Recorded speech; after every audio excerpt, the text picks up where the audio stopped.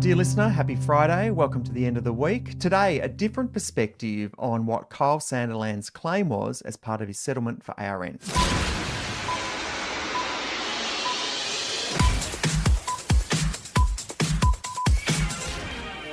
Yesterday, I read a really interesting piece in the Australian Financial Review. The AFR, by the way, is the best return on investment you're ever going to get. It costs you $6 a day. You can jump online and get old articles too if you sign up from a digital perspective. It tells you everything you need to know about what's happening in business. And obviously, this crossover with this story with Kyle and Jackie O has much interest for us in the radio industry. But yesterday, there was a really interesting opinion done by Conrad Liveris, who's an independent economist, talking about how Kyle was never, ever going to get that $85 million. And we're going to unpack why that's the case with Conrad, who joins us now. Hey, Conrad, how are you? Hi, Wade. I'm good. Thanks for joining us. This was an interesting headline. Kyle Sandilands was never going to get $85 million. And you say that was an asking price, not the likely settlement. What does that mean? Yeah, that's right. Actually, I should say that the good editors of the AFR chose that headline, not me. Sure. They're more provocative than I am. And so fundamentally in all of this is that, so we got to start with the basics, the facts here, which is that this was a 10-year contract. They were just over a year into it. And the assumptions is that across that time, that's when you get paid. You don't get paid all up front and then get to walk away. And so there are a series of gates there. And so if you've only fulfilled, say, a year, 2 years, or whatever, if you don't fill all of it, well, you're not going to be able to claim all of it. And so, and it's like a normal employment contract. You might have a 5-year or 1-year contract, and if you only do part of that, well, you're not expecting to get the rest of it paid. There'd be a lot of insolvent businesses otherwise. And so, but the other thing to it is actually that the nature of the way that this dispute came about was highly public, and then also had a lot of emotion, trauma there. But also, there was the issues with the actual product itself. Now, Kyle and Jackie O were individuals, and they're people, and I don't want to lose sight of that. But fundamentally, they were selling a product. In the same way that you buy a car or you might buy a couch or something like that, this is a product, and we're all selling it, and that's completely fine. And so, but if your product is damaged, if your product isn't working, if your product doesn't work anymore, then it's just not worth what it was. And so you just kind of think about, as soon as you take a car outside of the car yard, well, its value begins to drop immediately. And that's kind of what was going on here, is that if ARN had to sell the product to someone else, well, it wasn't going to get all of that money, and it wasn't worth all of that anymore. There were too many issues that had arisen, which your listeners will know very well. And so that's why it was never going to get to $85 million. And so the settlement of just over $12 million with a few other things put in there for Kyle takes it to about $15 million. I think he's probably right. It's at the lower end of what I would have expected, but I wouldn't have expected anything too much above $20 million. And so getting 15 or 12 to 15 is pretty right. Yeah, I think ARN have really got the bargain of the century here, because effectively what they've done is, and maybe what Kyle didn't do, but what they've done is factored in what it's actually worth. You said the unpaid balance of a contract tells you what's left on paper, but not what the claim is worth. And in commercial litigation, the better question is what a rational party would pay to buy out the risk and move on. Can you explain that for us? That's right. And so, but it goes back to that kind of point that I was making before, is that, well, if they had to send it out to market, if they had to sell it to another radio station, what would they pay? And for the remainder of the contract. And so, and this is something that occurs, products move between businesses, and shows in radio move between stations, and that's fine. That's all good.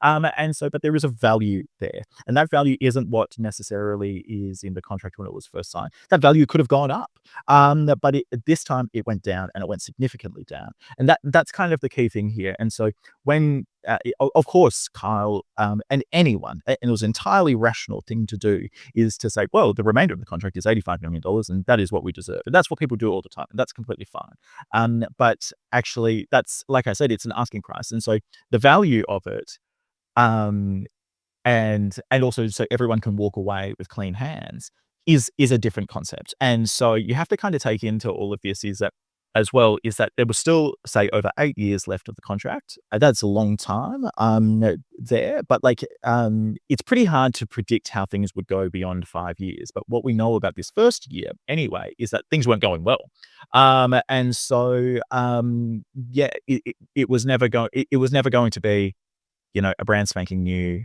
product that people wanted. It's a different concept. Yeah, and I think ARN, if you think about this story as now past tense, which it's moving very quickly to being, is that ARN paid a premium to keep them away from other people. Effectively, they basically That's right. said, "We want to sign you up. We want to give you what you want." They basically got what they asked for, both Kyle and Jackie O. And what we want to be able to do then is make sure that you can't take that anywhere. And, I'm an AFL fan. It's a bit like signing Buddy Franklin for 10 years. By the end of it, his knee's going to be a bit silly.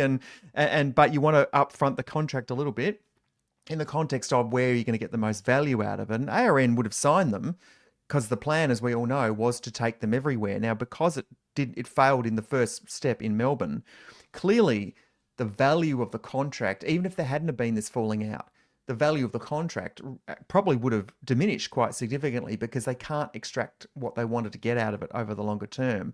And what I really thought was interesting in your piece too is you say the original claim assumed too much continuity between the deal as signed, so the deal they signed, the 10-year deal, and the businesses it later stood. The market does not value the remaining years as though nothing has happened. And that's what's happened here, right? Yeah, that's entirely right. And so you think about it, like when they would have signed it and the contract and what their agreement was. And I've read Jackie O's biography and, the thrill and the drama around all of that. It's very persuasive and engaging. And one of the things in that book is that she talks about the vision that they had over that 10 years. So all that kind of said to me was, okay, so there was a business plan. And this wasn't just, we just want to lock you in to do what you're doing for another 10 years. There was a strategic view with all of this and where they could go. And so, and it's a really important point in all of this. When you're signing a long-term contract, is you've got to know where you want to take it. And so, just from like a business planning point of view, and I've been in executive roles and sit on boards and stuff like that as well, is that like you sit there and say, well, okay, if we're going to invest this money here, how are we going to get our return? And the idea of taking it nationally was going to be great. And I could see how that would occur. But also, like as part of their contract, as part of that agreement, they would know what they have to deliver. And it's not just turning up and doing a show.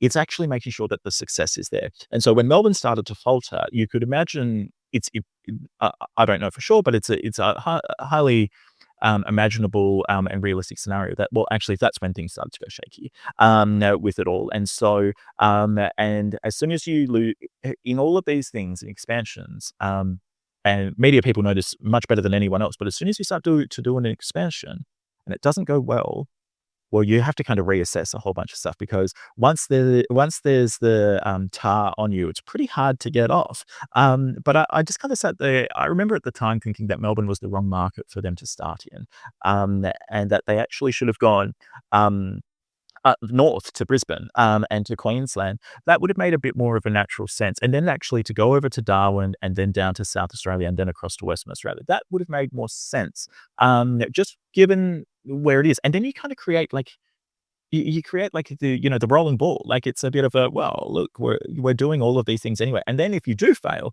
it's fine because you've sewn up a whole bunch of other markets.